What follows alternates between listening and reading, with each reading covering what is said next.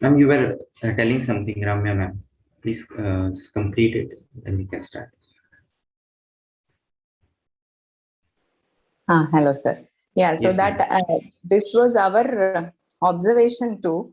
Basically, once we follow all these things, so when we are having cases of CVA, Pakshagatam, and then different kind of this Hridroga, all these chronic issues, and I believe all means when we see cases also, the origin Mhm. starts at when you are 30 and 35, not at 55. Basically, it's a chronic pathology. Exactly. So Exactly. naturally, somebody who is predisposed or somebody is moving on with the life and all. So following all these things, when at least continuously, at least once you are 25 to 35 or within 40, wherein your balam is much higher when as we move Mhm. on.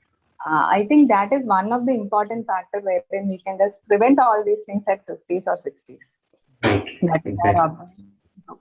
So Exactly. at least Ayurveda people who are aware of these things must follow all these things, and we become examples to the society so that they feel, yeah, they are doing something, that they are healthy, and we need to follow that. I think that's the only way basically.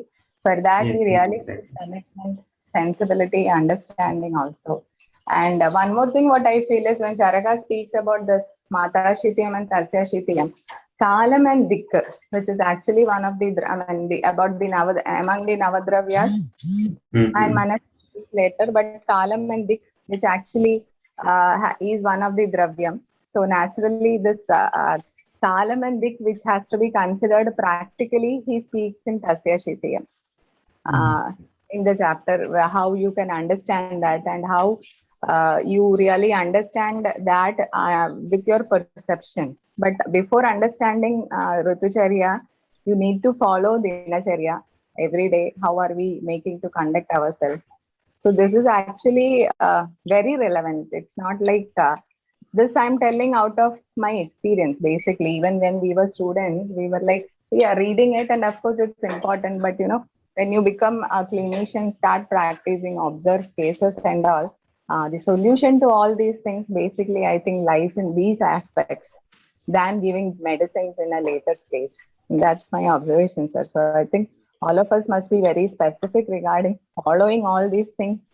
Maybe our daily routine or the lifestyle that we are into from our school times, etc., in the present era is not supportive of these things, but we have to Mhm. consciously make effort to make this a part of our life, which will definitely have much better results as far as health and our beingness is concerned. That's it. Thank you. Wonderful, ma'am. Very nice insights, especially the point which you told that in the mid 30s or till the point our ball is good, we neglect these factors, and most of the diseases are happening after the age of 35 or 40. Even diseases like I have seen many patients going having a massive heart attack and such kind of things at a tender age of 40, 35, even 30. And the roots are in improper dincharya and brutucharya. So it is a moral responsibility that we first practice these things and set an example to the society, as you rightly said. And therefore, this group is unique in a way that we are learning Charak with passion. And if you learn something with passion, then you are committed in practicing that thing by yourself. Because if you have that passion, that burning desire to learn it, then automatically you start practicing those things in our wonderful life.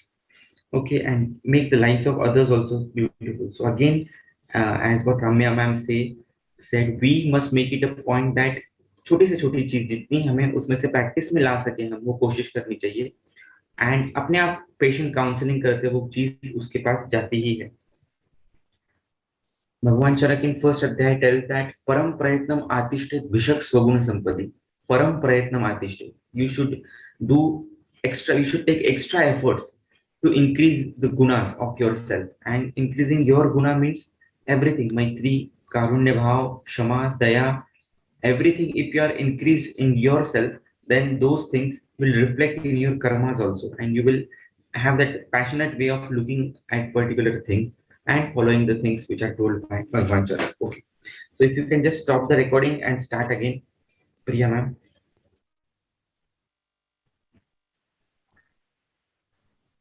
Yes, dear friends, today we are into the second dimension of स्वस्थ चतुष्क, that is the तस्याशीति अध्याय। ऋतु के हिसाब से हमारा आहार विहार कैसे हो, या हर एक पेशेंट में हम ऋतु कैसे देखें। This is a very wonderful concept which our beloved guru doctor Anil Panse had told, shared with us. He had shared a point that जिसको 3-13 समझ में आ गया, वाग्भट का, he used to be, he was a hardcore Vagbhata follower.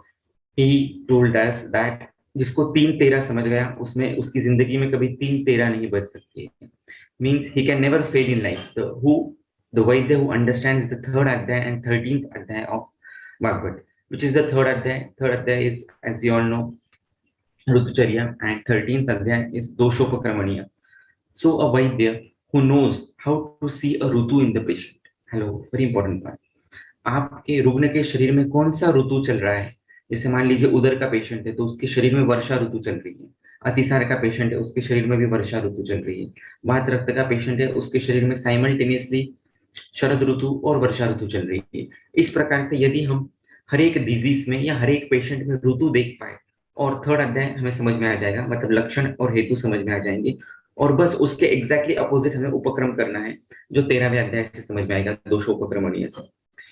So it is quite simple as this. And Ashtang Chandra has given clear-cut references like Hemant ऋतु है तो कफ ऋतुचर्या, शरद ऋतु है तो कफ पित्त ऋतुचर्या, सॉरी कफ पित्त दोष है तो शरद ऋतुचर्या, वात पित्त दोष है तो ग्रीष्म ऋतुचर्या, वात कफ दोष है तो वसंत ऋतुचर्या।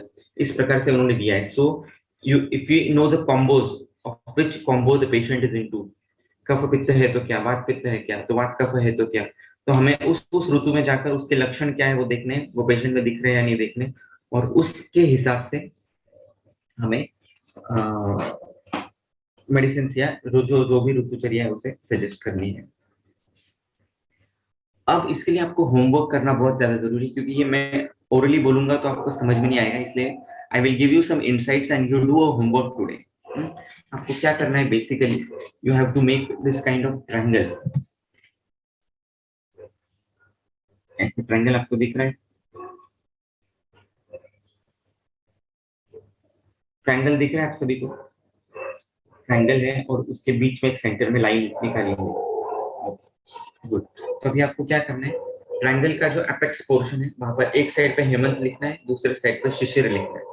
जो मिडिल लाइन है सेंटर की, एक साइड पे शरद लिखना है, एक साइड पे वसंत लिखना है, और जो एंड है वहां पर एक साइड पे वर्षा लिखना है और एक साइड पे ग्रीष्म लिखना है। Of course will share that pic later on in the group.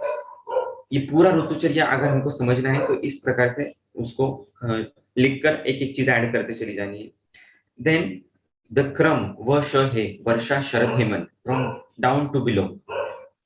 Down to below आपको एक लाइन निकालनी है, दैट इज नथिंग बट दक्षिणायन और विसर्ग का, and the other line on this side of the right side of the triangle is शिवग्री, ऊपर से नीचे, that is Uttarayana with the arrow pointing downwards. इसका मतलब क्या हुआ कि वर्षा शरद हेमंत हम बोल रहे हैं नीचे से ऊपर, इसका मतलब वर्षा दक्षिणायन, इसमें वर्षा ऋतु में बल कम है लेकिन विसर्ग काल का बल कम है। शरद ऋतु मध्यम बल, हेमंत ऋतु उत्तम बल ऑफ विसर्ग काल, and this side we have शिवग्री, शिवग्री शिशिर ऋतु also उत्तम बल but of Uttarayan, so it is slightly less as compared to Hemant. वसंत ऋतु मध्यम बल एंड ग्रीष्म ऋतु सबसे कम बल, क्योंकि उत्तरायण का सबसे ज्यादा सूर्य का इफेक्ट उस पर दिखता है, इसलिए ग्रीष्म ऋतु is a kind of least बल ऋतु। समझ में आ रहा है? I am finding it difficult to explain because this is more of a pictorial form rather than oral. Still, are you getting it? Please type in the chat box. शायद आप सबने ये किया भी होगा, मे बी जिन्होंने PG किया उनके पीजी के टाइम पे, या जिन्होंने दिनचर्या सीखी थी उसके टाइम में। Okay, wonderful. अभी हमें एक एक ऋतु का क्रक्स पॉइंट लेना है। ये सुश्रुत में दिया है, वो आप एक बार देख लेना कि he has correlated a day with a ritu. That is very wonderful thing. Every ritu is having some part of day inside it, like पूर्वान्ने वसन्तः, मध्याह्ने ग्रीष्मः, प्रत्यूषसि हेमन्तः, अपराह्ने प्रावृतः, प्रदोषे वार्षिकम, शारदम अर्धरात्रि। This you later you can see it. लेकिन कहने का मुद्दा यह है कि उसने हर एक ऋतु को दिनचर्या से कोरिलेट किया हुआ है। मान लीजिए प्रत्यूषसि हेमन्तः, द अर्ली मॉर्निंग, पहाट काळ ज्याला मराठीत म्हणतात, 3 to 6 AM में भी, दैट इज रिलेटेड टू हेमंत ऋतु। मीन्स हर सुबह 3 से लेकर 6 बजे तक करीब आपके शरीर में हेमंत ऋतु चल रहा होता है, या वैसी लक्षण होती है, या आपका बल अच्छा होता है। इसलिए आपको सुबह सुबह ब्राह्म मुहूर्त में उठना है, कोई रसायन का सेवन करना है तो सब उस काल में करना है। मध्याह्न ग्रीष्म, मध्याह्न मतलब when the sun is just above you, उस काल में ग्रीष्म ऋतु होता है। उस काल में अग्नि अच्छा होता है, तीव्र होता है, इसलिए आपको उस समय में भोजन कर लेना है। ग्रीष्म का आदानकालीन ग्रीष्म होने की वजह से और बल सबसे कम होने की वजह से आपको बल रक्षण करना बहुत ज्यादा जरूरी है, और बलम ही आहारम, आहार से ही बल मिल रहा है, इसलिए मध्याह्न काल में आपका भोजन हो जाना चाहिए। ओके। प्रदोषे वार्षिकम, प्रदोष यानी कि मे बी से अराउंड 3 PM to 6 PM का टाइम, वहां पर आपका वर्षा ऋतु सदृश कंडीशन होती है। अग्नि का बल एकदम कम होता है, क्योंकि जैसे वर्षा की कंडीशन है, वर्षा का क्रक्स क्या है कि अग्नि मानदेय है और त्रिदोष प्रकोप है। सो 3 PM to 6 PM के बीच में आपका बल जो है, अग्नि के स्टेटस जो है वो कम होता है, इसलिए उस टाइम पे आपको खाना नहीं है कुछ, या कुछ खाया भी तो एकदम साधारण आहार रखना है, जो कि आजकल क्या कहते हैं, हाइटीज वगैरह जो चीजें होती है वो आयुर्वेद को मान्य नहीं है। आपको इस टाइम पे रक्षा करनी है। वैसे भी बात कहा गया है कि याम मध्य न भुक्तव्यम याम युग्मम न धारिये। यदि आप 12-1 बजे खाना खा रहे हैं तो आपको 6-4-5 बजे खाना नहीं खाना है, डायरेक्टली 7-8 टाइम को आपको खाना खाना है। यदि स्नैक्स करते ही है आप, तो बिल्कुल लाइट, जैसे मान लीजिए लाजा खा लिया, या तो राजगिरे का लड्डू खा लिया, या मे भी कोई मंथ पी लिया, कोई सूप पी लिया मुद्ग मसूर का आदि, इस प्रकार का आप कुछ कर सकते हैं। So this is the practical utility of seeing a दिनचर्या into the ऋतुचर्या। Now हर एक ऋतु में yes you can even have fruits, लेकिन फ्रूट्स में भी कौन से हैं, ऐसे फ्रूट्स लेने हैं जिसमें ज्यादा क्लेद नहीं है। जैसे कि आप मौसमी ले सकते हैं, आंवला खा सकते हैं, अनार खा सकते हैं, इस टाइप के फ्रूट्स आप इवनिंग टाइम में ले सकते हैं।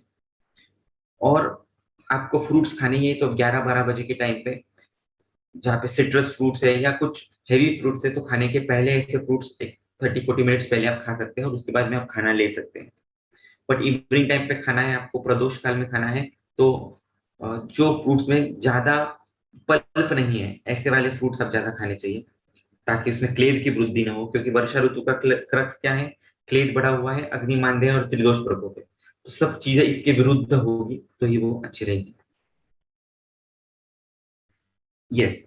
तो इसमें शिशिर ऋतु के बारे में क्यों नहीं बताया, वेरी नाइस क्वेश्चन।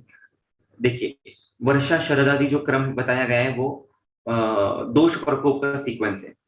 उसमें दोष प्रकोप कैसा होता है, सॉरी वो रसोत्पत्ति क्रम है। जो शिवगिरी और वश है जो क्रम है, ये रसोत्पत्ति का क्रम है, इसलिए उस क्रम से बताया है। और जो वर्षा हेमंत ग्रीष्म शरद वसंत प्रावरुट, ये जो क्रम है, ये संशोधन वृत्ति के, संशोधन दृष्टि के हिसाब से बताया गया है, इसलिए उसमें उसका वर्णन नहीं है। जो संशोधन दृष्टि का क्रम है उसमें शिशिर ऋतु नहीं है, उसमें प्रावरुट ऋतु है।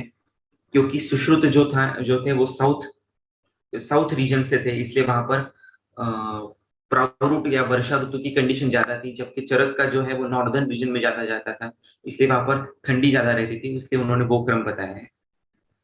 और अनुक्त तंत्र युक्ति से हेमंत और शिशिर का सेम बताया गया है कि हेमंत और शिशिर ऑलमोस्ट सेम ऋतु है, सिर्फ शिशिर में रोक्षता अधिक होती है और शैत्य अधिक होता है। तो जैसे हेमंत का है प्रत्युषसी हेमंत, वैसे प्रत्युषसी शिशिर, ऐसा भी हम ले सकते हैं। Yes, again a very nice question. If fruit is consumed hour before lunch, will it be considered as addition? See, now again fruit को हम क्यों ले रहे हैं, तो कम मात्रा में ले रहे हैं पहली बात तो, और उसका प्रयोजन क्या है उस हिसाब से उसको कंसिडर करना है। अगर कम मात्रा में ले रहे हैं और लघु फलों का हम सेवन कर रहे हैं तो उसको हम अध्यशन इस कैटेगरी में नहीं ले सकते हैं। अध्यशन में पकाया हुआ खाना, गुरु भोजन, उसको हम यदि बार बार लेते हैं 2-2, 3-3 घंटे में, तो वो अध्यशन की कैटेगरी में जाएगा।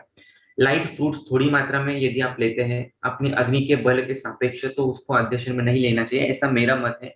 ये शायद गलत भी हो सकता है। ओके।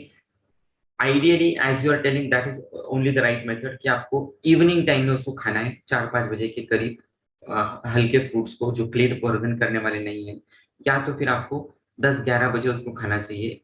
ऐसा कहीं पर भी ग्रंथ में निर्देश नहीं है, इसलिए ये सही या गलत हम नहीं कह सकते। सो प्रैक्टिकली ये प्रॉब्लम आता है तो हम इस प्रकार से उसको गाइड कर सकते हैं। ओके। फिर इस अध्याय में कुछ बहुत सुंदर सुंदर बातें बताई है, वो भी हम देख लेंगे। एक आपको हमेशा ध्यान में रखना है कि विसर्ग काल का जो लोएस्ट ऋतु है वो वर्षा ऋतु है, और आदान काल का जो लोएस्ट ऋतु है वो ग्रीष्म ऋतु है। वर्षा ऋतु में अग्नि का बल सबसे कम है और ग्रीष्म ऋतु में देह का बल सबसे कम। हेलो। वर्षा ऋतु में अग्नि का बल सबसे ज्यादा कम होता है और ग्रीष्म ऋतु में देह का बल सबसे ज्यादा कम होता है। वर्षा ऋतु में अग्नि बल भी कम है और देह बल भी कम है, लेकिन वर्षा ऋतु दक्षिणायन का होने की वजह से यहाँ पर देह बल थोड़ा सा ज्यादा है एज कम्पेयर टू ग्रीष्म। लेकिन ग्रीष्म में बिकॉज इट इज ऑफ उत्तरायण, यहाँ पर देह बल ज्यादा कम है और अग्नि बल भी कम है, लेकिन उतना नहीं जितना वर्षा में कम है। ये बात हमेशा ध्यान में रखनी है और ये पेशेंट में भी विजुअलाइज करना है। कोई पेशेंट में ग्रीष्म ऋतु चल रहा है, मान लीजिए एक पेशेंट है जिसे सिर्फ उरोदाह की कंडीशन है, एसिडिटी जैसी कंडीशन है, लेकिन खट्टा पानी वगैरह नहीं आता है, सिर्फ उरोदाह हो रहा है। इसका मतलब उसके शरीर में ग्रीष्म ऋतु चल रहा है। ग्रीष्म ऋतु चल रहा है मतलब अग्नि बल कम है और देह बल भी कम है। देह बल ज्यादा कम है, लेकिन तो उसको थकान वगैरह भी चीजें महसूस होती है और वो कटु रस का भी सेवन कर रहा है। तो नेचुरली आपको ग्रीष्म ऋतु जानकर उसको ब्रूहण देना है, ब्रूहण देना है, और साथ ही साथ कटु के विपरीत रस देना है, यानी कि मधुर रस देना है। अब उसको सबसे ज्यादा ग्रीष्म ऋतु के लक्षण कब महसूस होंगे? तो मध्याह्न, मध्याह्न ग्रीष्म। इसलिए आपको मध्याह्न काल में उसको ऐसा भोजन देना है जो मधुर रस प्रदान हो, स्निग्ध हो, शीत हो, द्रव प्रदान हो। तो उसमें आप उसको कुछ फल भी दे सकते हैं जो उस रस के हैं, और साथ ही साथ सिर्फ फल को खाने के बाद नहीं देना है, खाने के पहले देना है। और कुछ मधुर रस प्रदान स्निग्ध द्रव शीत आहार आप उसको मध्याह्न समय में भी दे सकते हैं, ताकि ग्रीष्म का जो बल है उस दिन का, मध्याह्न काल का, वो कम हो जाए। इस प्रकार से हम हर एक ऋतु का प्रैक्टिकल एप्लीकेशन डिजीज में और पैथोलॉजिकल कंडीशंस में ले सकते हैं। अगेन वेरी इंपॉर्टेंट, धारिणी मैम ने बताया फल फल रस गुरु गुरुतर कल्पना है। बिल्कुल सही बात है, फल रस हमें पीना ही नहीं चाहिए। Mostly young up to the age of 40-45 फल रस नहीं लेना चाहिए। जहां जब तक हमारे दांत साबुत है तब तक हमें फल को ही चबा चबा के खाना है, क्योंकि उसके साथ उसके फाइबर्स भी जाते हैं और वो शनैः शनैः शरीर के अंदर उसका रस जाता है। फल रस जब हम देते हैं तो इन दैट गल्प बहुत सारा रस एक साथ जठर पे गिर जाता है, जिससे जठर अग्नि मांद्य हो जाता है। इसलिए फल रस हमें जहां तक हो सके अवॉइड करना है, या पेशेंट को भी बोलना है कि आप फ्रूट्स ही लो, साबुत फ्रूट्स ही आप ज्यादा करके लो, फल रस आपको नहीं लेना है। Fruit breakfast again it depends. अगर आपके शरीर में क्लेब ज्यादा है, कफ बाहुल्य की कंडीशन है, तो आपको फ्रूट्स नहीं लेने हैं। जिस पेशेंट में ग्रीष्म ऋतु चल रहा है, जिस पेशेंट में वात पित्तज कंडीशन है या पित्त वातज कंडीशन है, उसको आप डेफिनेटली फ्रूट ब्रेकफास्ट दे सकते हैं।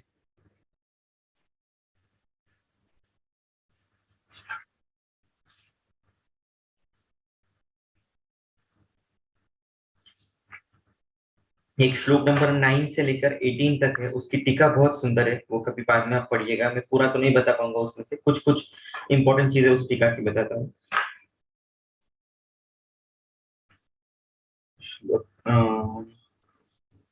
13th लाइन फ्रॉम अबव, श्लोक नंबर 18 का 13th लाइन फ्रॉम अबव। यहाँ पर वो कहते हैं अतः ईंधन अभावे सति रस धातु क्षयाद वायु प्रगुप्यति हेमंत। हेमंत में क्या होता है? ईंधन अभावे। बहुत बार ऐसे भी हमने पेशेंट्स हमारे पास आते हैं कि जो खाते ही नहीं है, 12-12 13-13 घंटे खाना नहीं खाते, और ऐसा करने से भी रस धातु क्षय होता है और उसकी वजह से वात का प्रकोप होता है हेमंत में। हेमंत में आपको ये ध्यान में रखना है, या ऐसे पेशेंट जो कांश के पेशेंट है जिनको बहुत ज्यादा भूख लगती है, उनको सही समय पर खाना खाने ही देना चाहिए। और अजीर्ण के पेशेंट है तो डेफिनेटली उनको कुछ खाना नहीं है, 6 आवर्स या मध्याह्न भुक्तव्य। लेकिन जिस पेशेंट में बहुत ज्यादा अग्निबल है, क्रुश है पेशेंट, बार बार भूख लगती है, तो इनको ईंधन के अभाव में भी रसक्षय होकर वात प्रकोप होगा, तो उनको आपको उचित समय पर उचित खाना खाने को देना ही चाहिए।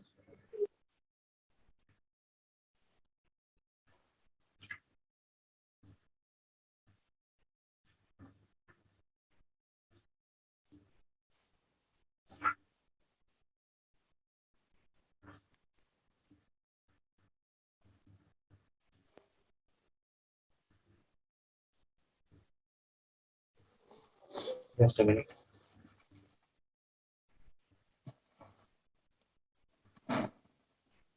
हेमंत में अग्नि कैसे बढ़ता है इसका भी उन्होंने एक सुंदर उदाहरण वहां पर दिया है, वो भी आप पढ़ सकते हैं।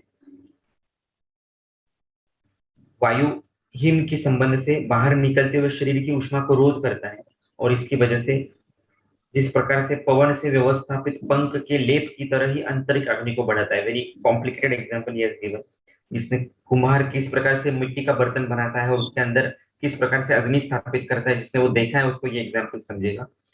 कुंभारक कुंभकार पवना हित पंख लेप इव अंतरस्य वन्य वृद्धि आवाहति, इस प्रकार का एग्जाम्पल दिया है। इन सिंपल वर्ड्स शैत्य की वजह से अग्नि जो है वो अंदर के अंदर कॉन्सेंट्रेटेड हो जाता है और उसकी वजह से हेमंत और शीत ऋतु में अग्नि का बल बढ़ता है। ऐसा ही हमें एसी में जो काम करते हैं बहुत सारे लोग, उनमें भी दिखाई देता है कि एसी में जो बहुत लोग काम करते हैं उसकी वजह से भी ये इस प्रकार से अग्नि का अंदर प्रवृत्ति हो जाती है और बहुत ज्यादा भूख लगती है एसी में बैठने के बाद भी।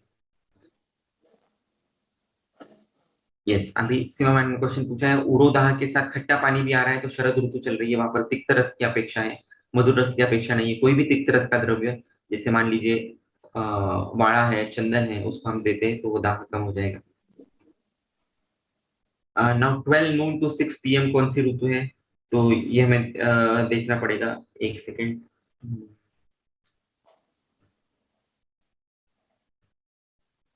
I'll just check it once again.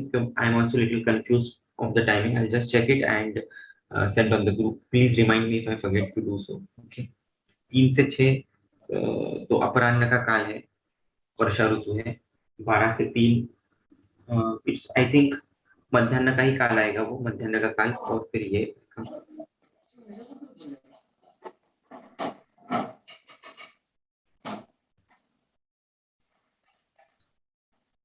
लीजिए, दीपिका मैम ने कुछ गाना सुनने के लिए कहा है हमें, Marathi song, but most of the people are either Hindi भाषी है या तो इंग्लिश समझते हैं। If you can translate the meaning of it later on to us, we'll love to know the lyrics of it. Okay. जठराग्नि का संदूषण देखना है ना, तो वो सॉन्ग में दिखाया हुआ है कैसे वो एक इंस्ट्रूमेंट जो है जो आप बोल रहे थे। Okay, very nice, very nice. Please share the link with us later on.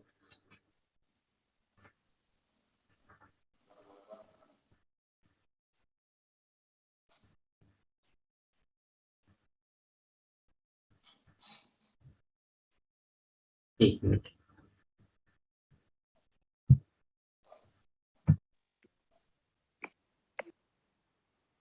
Sir जो ये काल बताए हैं वो ग्रुप पे शेयर किए हैं अभी।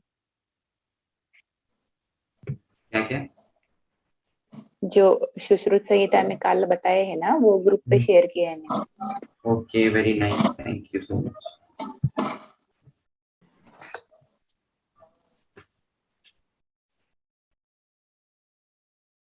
Yes, Dhalini ma'am, skin pores बंद रहते हैं in winters because of the continuous वायु which is surrounding us, and so that समान वायु समानो अग्नि समीपस्था है, ऐसे कहा है।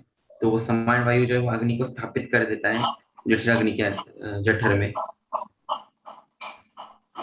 अगेन वर्षा ऋतु में अभ्यंग किस ऑयल से करना चाहिए इज द क्वेश्चन। अगेन वर्षा में क्या है, कौन सी कंडीशन है, अग्नि बाहुल्य, अग्नि कम है, क्लेद बहुल कंडीशन है ना, इसलिए आपको कुछ उष्ण जातीय तेल वहां पर यूज करना है। गुरु आदि से सिद्ध तेल आप यूज कर सकते हैं, या मुरीवेन्ना कोट्टम चुकादी जैसा तेल आप यहाँ पर यूज कर सकते हैं। वी मस्ट अवॉइड तेल विच इज टू मच शीत स्निग्ध, जैसे यष्टि तेल हो गया, मधुयष्टि तेल हो गया, बला क्षीर बला तेल, ऐसे तेलों को हमें अभ्यंग के लिए नहीं यूज करना है। Nice question. तो हर एक चीज में हमें ऋतुचर्या के एस्पेक्ट से हम सोच सकते हैं। तेल का चॉइस भी हमारा ऋतु के हिसाब से देखो कैसे आया है ना, तो this should happen. Very nice. ऋतु हरितकी का सेवन हम कर सकते हैं, इसके ऊपर भी हमारा पिछली बार बहुत अच्छा डिस्कशन हुआ था। ऋतु हरितकी में कौन सा द्रव्य कितनी मात्रा में लेना है, कैसे लेना है, अगर वो पोस्ट किसी के पास होगी तो वो भी शेयर कर देना बाद में।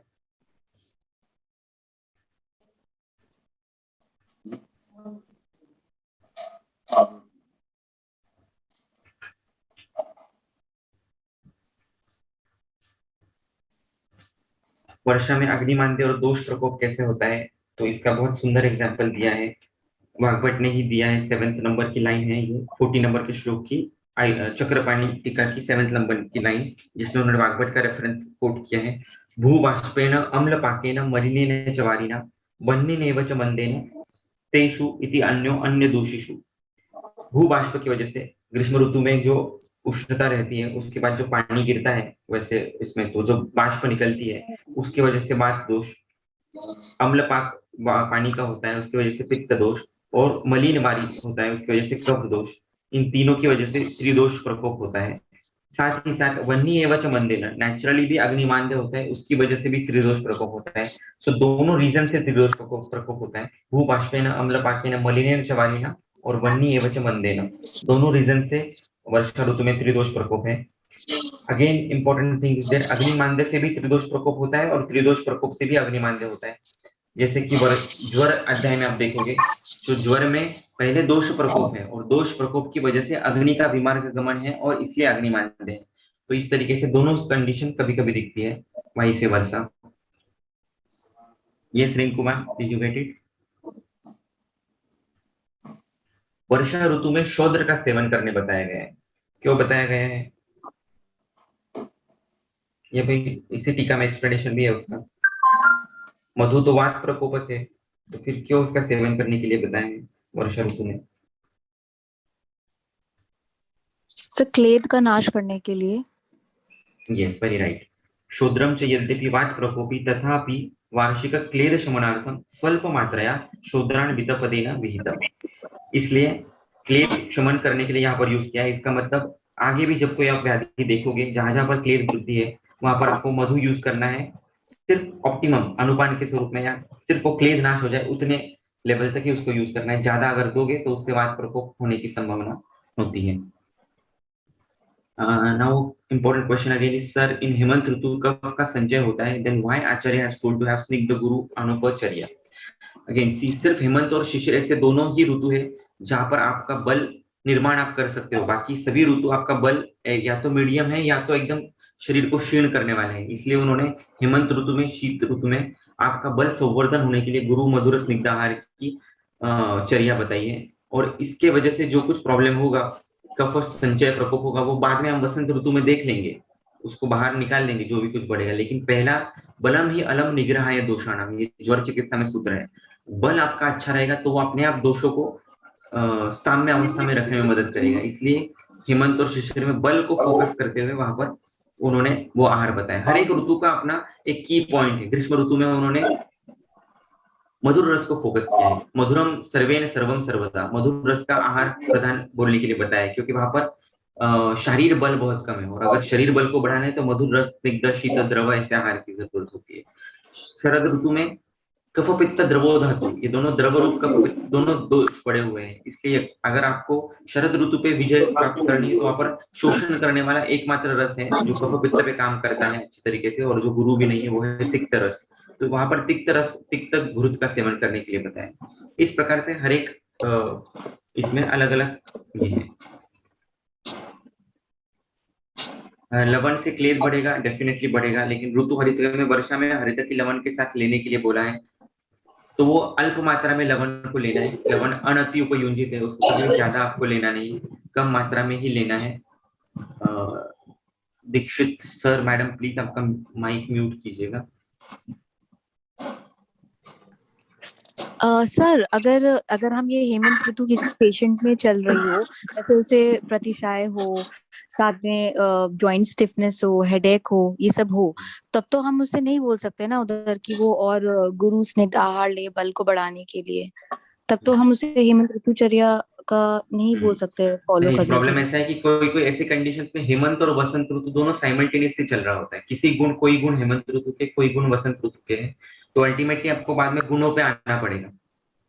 ओके। संसर्ग, हाँ, व्याधि संसर्ग जैसे होता है वैसे ऋतु संसर्ग दिखता है हेमंत के साथ वसंत। जैसे मान लीजिए हेमंत का वृक्ष गुण बढ़ा हुआ है और वसंत ऋतु का गुरु गुण बढ़ा हुआ है वसंत ऋतु से, तो आपको उसको स्निग्ध लघु ऐसा कुछ आहार देना पड़ेगा। मान लीजिए उसको यवागु देनी पड़ेगी इस प्रकार से, और उसको फोमेंटेशन जो है वो अगेन द्रव रूप देना है, रुक्ष देना है, इट डिपेंड्स। अगर उसमें स्निग्धता की वजह से कोई तकलीफ है तो उसको रुक्ष स्वेद आप देंगे, अगर रुक्षता की वजह से है तो उसको द्रव स्वेद आप कर देंगे। ऐसे चेंजेस करने पड़ेंगे। Okay sir.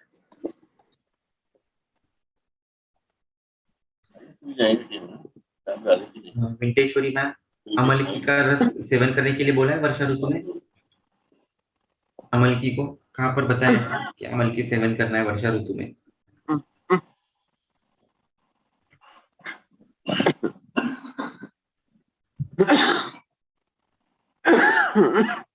डॉक्टर दीक्षित कौन है? प्लीज आपका माइक म्यूट कीजिए प्लीज।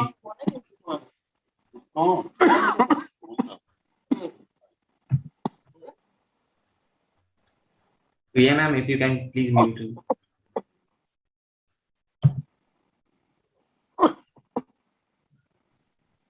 यस मिंटेश्वरी मैम, ऐसा कहाँ पर रेफरेंस आया है कि अमलकी का सेवन करना है वर्षा ऋतु में?